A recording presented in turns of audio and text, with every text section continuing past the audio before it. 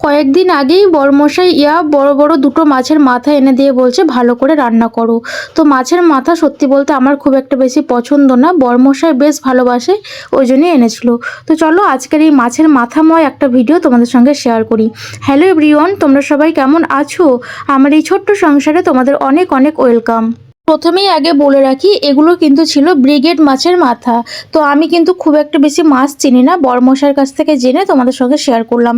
তো দেখতেই পাচ্ছ আমার পুরো এক হাতের বড় বড় এক একটা মাথা। তো মাথা দুটোতেই হয়েছে 1 কেজি, 1 কেজি থেকে একটুখানি বেশি হয়েছিল। তো যাই হোক, তো আমি এখন এগুলোকে পরিষ্কার করার জন্য বাইরে চলে এসেছি। তো এই যে দেখো, যেই পোর্শনটা আমি এখন পরিষ্কার করছি, তোমরা কিন্তু মাছের মাথা পরিষ্কার করার সময় এই দিকটা একটু ভালো করে খেয়াল রাখবে। একদম যে কানকোগুলো দেখছো, যে মানে লাল লাল যে ফুলকোগুলো, ওগুলো তো আমি আগেই ফেলে দিয়েছি, কিন্তু ভেতরে ওর গোড়াগুলো একটু একটু থেকে যায়। তো সেগুলোতে কিন্তু প্রচুর কাদামাটি থাকে, তো রান্না করার পরে একটু কিচকিচ ভাব থাকে। তো ওই জন্য বলছি যে মানে রান্না করার আগে এগুলোকে একটু ভালো করে দেখে নেবে। তো আমি ভালো করে এগুলোকে পরিষ্কার করে নিলাম। তো বর্মশাই তো এখানে বলছে যে এত ধোয়ার কি আছে, মাছের মাথায় বেশি ধুলে নাকি স্বাদ চলে যায়।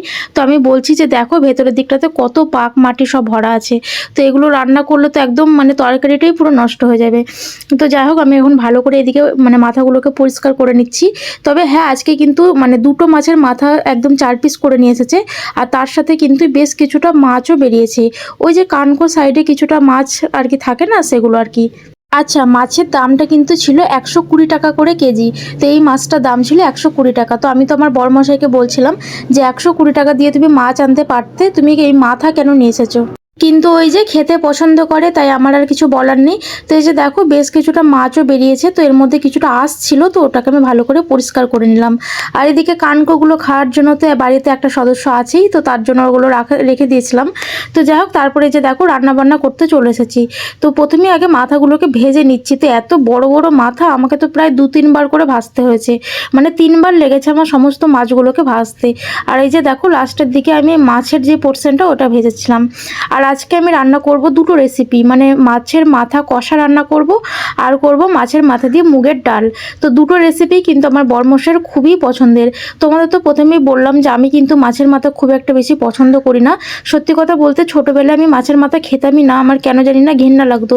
এখন খাই, তবে খুব একটা বেশি পছন্দ না। তো এই যে দেখো আমি এখানে বেগুন দিয়ে মাছের মাথা ঝাল করেছি। তো পুরো রেসিপিটা তোমাদের সঙ্গে শেয়ার করতে পারিনি, কিছু মনে করো না। আর উল্টো দিকে আমি করেছিলাম মাছের মাথা দিয়ে মুগের ডাল।